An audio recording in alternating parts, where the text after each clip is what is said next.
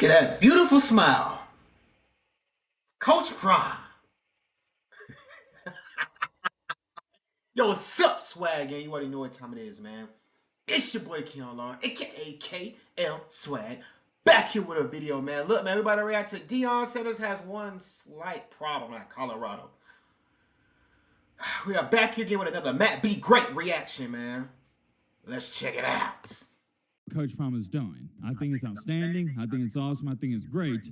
But, and we all know this or should know this, with the good, you're going to get the bad. Yep. You're trying to rebuild one of the sorriest football programs in the country. Stuff like this is going to happen.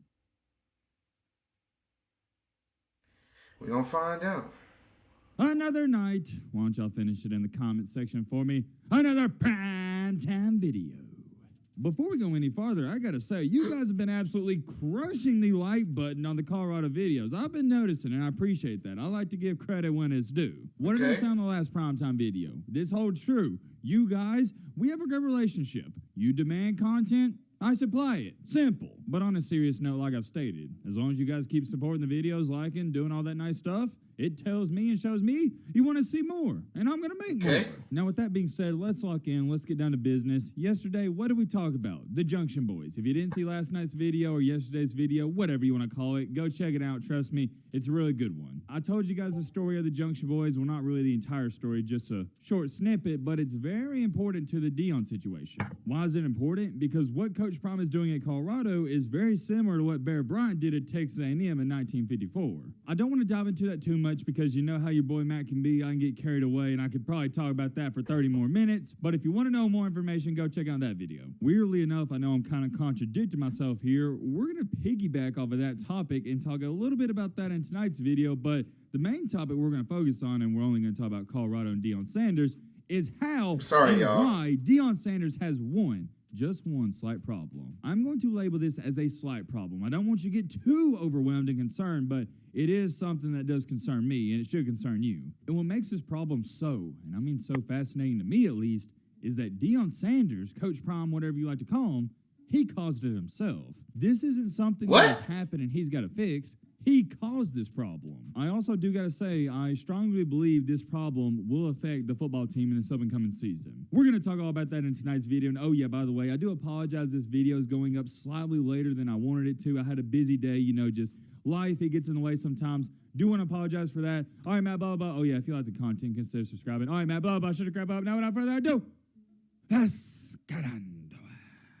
First things first, since we're talking about Colorado football, does anybody in here watch the playoffs? And if you do, have you noticed, maybe I'm crazy, but have you noticed that Michael Porter Jr. for the Denver Nuggets shoots it any and every time he touches the ball? This man, Michael Porter Jr., has never seen a shot he doesn't like. I just had to say that since I've been watching the playoffs. Yeah, I haven't been watching the playoffs with that team. Similar to Colorado, but if you don't know what I'm talking about, don't worry. Let's just get into the football content. Y'all know how your boy Matt likes to start these videos. I'm going to read off a couple of comments on the previous video, and this is really important because I asked you guys, hey, what do you think Colorado's record is going to be and why? I told you guys I don't want to just see. I really don't know the record. We just going to have to see by the first game. An explanation, and I really like this one. Hold on. I don't know why I said I really like this one. I meant to say other people like this one. It got over like 13, 14 likes, so let me read it off. I haven't even read it myself. I'm saving it for this video. JoJo Ramon said, thank you for the comment, by the way. I would say Colorado goes 6-6 to 7-5 this year. Interesting. I'll talk about that in just a second. I do disagree. Not only did he bring in some good football players from the portal, he also had some great players coming in this summer that will be starting game one. Plus, the schedule he has this year isn't the hardest schedule, so I can say a good 7-5, and some of them losses are close games. They have the coaches to win, and they are bringing in good/great players, so in the next 2 or 3 years, you will see them go from 6-6 or 7-5 to 9-3, 10-2, and will be ranked in the top 25 by year 2 and 3. Wow, what about that? 6-6, 7-5 in the first season? Yet again, thank you to JoJo Ramon for the comment, and that is the only comment I'm going to read off because I can't really predict a record though. They were saying the same thing: 6-6, 7-5.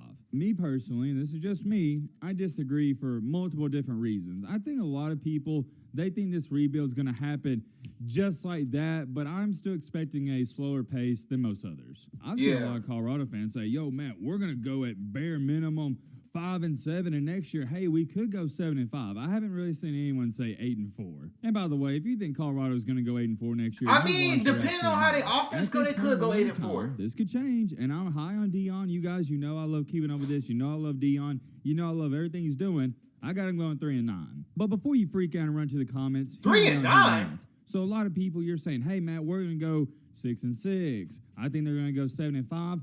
I'm 1 year behind y'all. I think Colorado next year goes 3-9, 4-8. Then in year 2, they go 6-6. Then in year 3, they go 9-3, and so on. You see what I'm saying? Because most people's thinking they're going to go to 6, 8, and 10, whereas I'm thinking they're going to start out at 3, then go to 5 or 6, then go to 8, then go to 10. I would be shocked if Colorado won 6 games next year. Now, whoa. Hold on. Do not freak out. This isn't a short-term rebuild. I need everybody to understand that. This is a long-term investment. With Deion Sanders coming to Colorado and with him doing what he's done, already made 57 players leave in the past couple of months, this is the long game. That's where I stand on that for now. And I'm going to remind you again, my opinion on Colorado's record next year will probably change by the week or month. There's a lot of stuff going on there. There's a lot of moving pieces. We just don't know how all of this is going to play out by week 1. Speaking of how things are going to play out, we need to talk about how Deion Sanders may have already hurt his team. By this point in time, we all know Coach Prime made a ton of players leave, and in total, 57 players entered the transfer portal. Yeah, crazy. And up until this point, what have I told you guys? This is awesome. That was all a part of phase 1. Get the losers and get the bums out. You got to do it. I love what Deion did there. He couldn't have executed his game plan any better. Let the players know up front. It's going to be harsh. You're going to be a hard-nosed head coach, and just weed out the losers. I can't dumb it down any more than that. If you don't understand it, well, I don't know what to tell you. But here's something I didn't even think about up until today. Coach Prime, yes, he weeded out some of the losers, but he also weeded out some of the winners. He also weeded out some of the good players he could have used. You can't tell me that out of all 57 players that entered the portal, that none of them would have helped this Colorado football team. No, it was some of them that was good. Is that Pete Davidson? Be good now. You run around like a kid and you're not. Some of them had to be good. 6 out of those 57 players that entered the portal, they wouldn't help the team. But you can't even tell me or try to tell me for a second that none of the players that entered the portal would have helped this team out if they would have stayed. What am I trying to say? Well, Coach Prime, unfortunately, with him being as hard-nosed as he is, with him being old school, you're going to run out some of the good players. That doesn't mean the good players are soft, although they probably are, but it does mean soft. They didn't like his attitude. They didn't like what he brought to the table. When you have the aura that Coach Prime has, it's too much for some people. They can't deal with it, so they got to leave. And right off the top of my mind, one of those players I'm referring to is Montana Lamonius Craig. I've already talked about this. Yes, Montana Lamonius Craig. He would have been battling for starting minutes, but you can't even try to sit up here and tell me that he wouldn't have helped out Colorado if he would have stayed. And I'm not going to sit here and go through the list. You know what players were good for Colorado, and you know what players weren't so good. You know what players could have helped them, and you know what players wouldn't have helped them. That's for true. the vast majority, I would say out of the 57 players, 52 of them wouldn't have helped this team. But, and I have a big but, that's the key part. The other 5, they would have. That is the unfortunate part about this. When you're doing a max exodus like he's doing, you're going to run off some of the good apples. It's the same thing with anything and everything in this life. If there's some expired grapes in your fridge and you think they're all going bad and you throw away 100 grapes, well, more than likely, out of those 100 grapes you thought were bad, there was probably 3 or 4 good ones. You see what I'm saying? It's not Coach Prime's fault that he made a couple of good players leave. It's just all a part of the process. But it is worth mentioning, I think by the time this season starts, we're going to look back on a lot of these guys that left and go, well, dang, they probably could have used this guy there. That's they probably could have used this guy there, and so on. I found that an interesting perspective that I failed to even think about up until earlier this morning. Let me know what you think about that. Look, I'm all for what Coach Prime has done. I think it's outstanding. I think it's awesome. I think it's great. But, and we all know this or should know this, with the good, you're going to get the bad. This is common knowledge, and I shouldn't have to explain it. When you're trying to rebuild one of the sorriest football programs in the country, stuff like this is going to happen. It's not a job like Auburn or Georgia or Alabama when you can walk in there and you just got to tweak a couple of minor things. When you're just tweaking a couple of minor things like a sink, faucet, or a doorknob, yeah, you're not going to mess up anything else. But when you go into a house, there's mold everywhere, the floor's rotting, the ceiling's falling apart, literally everything needs replacing. Yeah, you're going to do a lot of replacing, but also while you're doing that replacing, you're going to throw out some stuff you could have used. I think that's something that needs to be talked about because no matter how you look at this, it is going to be hard to replace 57 football players. I believe in Coach Prime 100%, but I also think a lot of you out there, and I know a lot of you watching this video, you're rooting for Prime and you're a Colorado fan.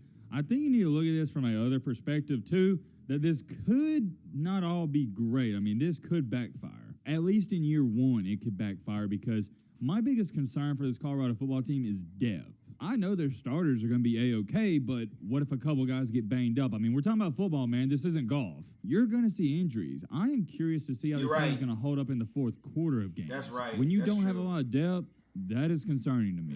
That may be arguably one of the biggest aspects of college. And on top of that, they be practicing in full pass, too. So football that nobody talks about. You got to have depth. But you guys know the drill. You want our primetime video tomorrow? Hey, man, if y'all still loving the Deion Sanders episodes, man, of KswaggReacts might be great, man. Y'all saw how I put that together. But yeah, man, we're on the road to 6K, man. We almost there to 6K. Actually, we're on the road to 10K. If you guys enjoying the video, man, I appreciate it, man. Like the video, man. Share the video as well, man. I love you guys. Stay swagged up, man. Best reaction channel on YouTube. Best athlete on YouTube. Woo-wee! I cannot wait till I can lock up y'all favorite, YouTubers.